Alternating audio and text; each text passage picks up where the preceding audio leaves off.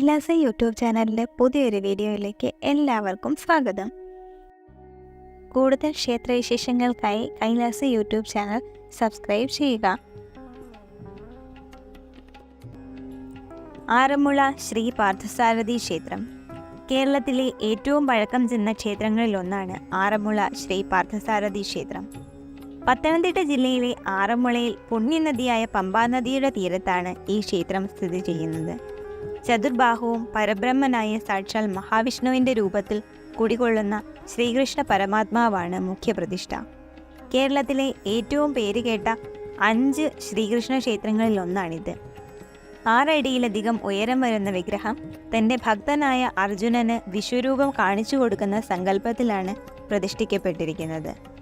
കേരളത്തിലെ ശ്രീകൃഷ്ണ ക്ഷേത്രങ്ങളിൽ ഏറ്റവും വലിയ വിഗ്രഹമുള്ളത് ആറന്മുളയിലാണ്. ആഗ്രഹസാഫല്യത്തിനായി നടത്തുന്ന ആറന്മുള വള്ളസദ്യ ഇവിടുത്തെ പ്രധാന വഴിപാടാണ്. തിരുവോണത്തോണിയും അഷ്ടമി രോഹിണി വള്ളസദ്യയും ആറന്മുള ഉത്രട്ടാതി വള്ളംകളിയും ഇവിടുത്തെ പ്രധാന പരിപാടികളാണ്. ആറന്മുള കണ്ണാടി പ്രശസ്തമാണ്. ആറന്മുള ശ്രീ പാർത്ഥസാരഥി ക്ഷേത്രത്തിൽ നടത്തുന്ന ആചാരനിബിഡമായ ചടങ്ങാണ് വള്ളസദ്യ. കർക്കിടകം 15 മുതൽ കന്നി 15 വരെ അഭീഷ്ട സിദ്ധിക്ക് നടത്തുന്ന വഴിപാടാണ്.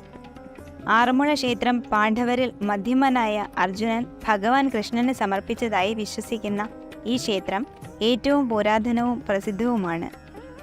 അന്നദാനപ്രഭുവായ ആറന്മുളേശൻ്റെ മുമ്പിൽ ഭക്തൻ സമർപ്പിക്കുന്ന ഏറ്റവും വലിയ വഴിപാട് കൂടിയാണിത്. വള്ളസദ്യ വഴിപാട് നിരവധി ആചാരനിബിഡമായ ചടങ്ങുകളോടെയാണ് ആരംഭിക്കുന്നത്. വഴിപാട് സമർപ്പിക്കുന്ന പള്ളിയോട കരയിൽ നിന്നും അനുവാദം വാങ്ങിയാണ് സദ്യയ്ക്ക് ഒരുക്കങ്ങൾ തുടങ്ങുന്നത്. വഴിപാട് നടത്തുന്ന ഭക്തൻ അന്നേ ദിവസം രാവിലെ ശ്രീ പാർത്ഥസാരഥി ക്ഷേത്രത്തിലെത്തി കൊടിമര ചുവട്ടിൽ നിറപറ സമർപ്പിക്കുന്നതോടെ ചടങ്ങുകൾ ആരംഭിക്കും.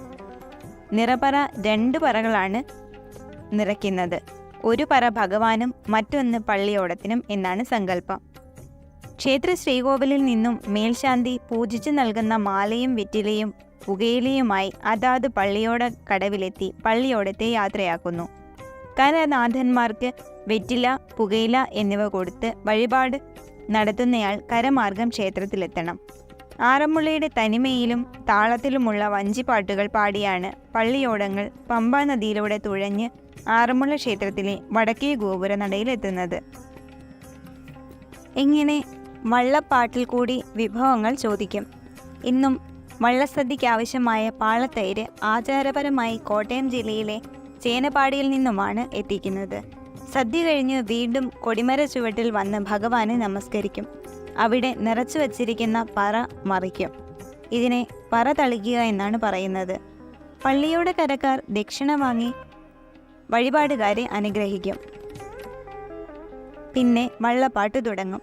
അഷ്ടമാംഗല്യവും വിളക്കും നൽകി വീണ്ടും ക്ഷേത്രത്തിന് പ്രദക്ഷിണം വെച്ച് വടക്കേ ഗോപുരത്തിലൂടെ വള്ളക്കടവിലേക്ക് ആനയിക്കുന്നു. വഞ്ചിപ്പാട്ട് പാടി കരക്കാർ എല്ലാവരും വന്ന വള്ളത്തിൽ തന്നെ കയറി വന്നതുപോലെ തിരികെ വള്ളപ്പാട്ടും പാടി തിരിച്ചു പോകുന്നു. വള്ളക്കാരെ യാത്രയാക്കി കഴിഞ്ഞാണ് വള്ളസദ്യ നടത്തിയ വീട്ടുകാർ സദ്യ കഴിക്കുക. അതോടുകൂടി വള്ളസദ്യയുടെ ചടങ്ങുകൾ അവസാനിക്കുന്നു. 63 ഇനം കറികൾ ഉൾപ്പെടുന്ന വിഭവസമൃദ്ധമായ സദ്യയാണ് ആറന്മുള വള്ളസദ്യയിൽ വിളമ്പുന്നത്. പരമ്പരാഗത പാചകകലയുടെ നിദർശനങ്ങളായി വിശേഷിപ്പിക്കപ്പെടുന്ന ഈ കറികളിൽ പരിപ്പ്, സാമ്പാർ, പുളിശ്ശേരി, കാളൻ, രസം, പാളത്തൈര്, മോര്, അവിയൽ, ഓലൻ, എരിശ്ശേരി, കൂട്ടുകറി, പച്ചടി, കിച്ചടി, വിവിധയിനം മെഴുക്കുപുരട്ടികൾ, തോരനുകൾ, അച്ചാറുകൾ, നിരവധി പായസങ്ങൾ, പപ്പടം വലിയതും ചെറിയതും, പഴം എന്നിങ്ങനെ നിരവധി വിഭവങ്ങൾ ഉണ്ടാവും. സദ്യയ്ക്ക് ശേഷം കൊടിമര ചുവട്ടിൽ പറ തളിച്ച് കരക്കാർ ഭക്തനെ അനുഗ്രഹിക്കുന്നു. തുടർന്ന് മടക്കയാത്രയോടുകൂടിയാണ് ചടങ്ങുകൾ അവസാനിക്കുന്നത്. ഇപ്രകാരം കാട്ടൂർ ഭട്ടതിരിക്ക് തിരുവോണത്തോണിക്ക് അകമ്പടി സേവിക്കാൻ കൂടുതൽ കരക്കാർ വള്ളങ്ങൾ ഉണ്ടാക്കി രംഗത്ത് വരികയും ചെയ്തു. ആദ്യകാലത്ത് പമ്പാ നദിയുടെ ഇരുകരകളിലുമായി 48 വള്ളങ്ങൾ ഉണ്ടായിരുന്നു. ഓരോ വള്ളത്തിലും ഭഗവാൻ കൃഷ്ണന്റെ അദൃശ്യ സാന്നിധ്യം ഉണ്ടെന്നാണ് വിശ്വാസം.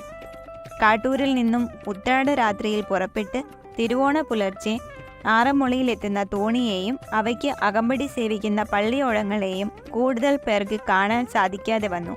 ഇതിനാലാണത്രേ തിരുവോണം കഴിഞ്ഞ് മറ്റൊരു ദിവസം കൂടി പള്ളിയോടങ്ങൾ ആറന്മുളയിലെത്താൻ തീരുമാനിച്ചത്. അത് പാർത്ഥസാരഥി വിഗ്രഹപ്രതിഷ്ഠാ ദിനമായ ഉത്രട്ടാതി നാളിലാണെന്ന് നിശ്ചയിക്കുകയും ചെയ്തു. ഇങ്ങനെയാണ് ആറന്മുള ജലമേളയുടെ. ഞങ്ങളുടെ വീഡിയോകൾ ഇഷ്ടപ്പെട്ടുവെങ്കിൽ ലൈക്ക് ചെയ്യാൻ മറക്കല്ലേ.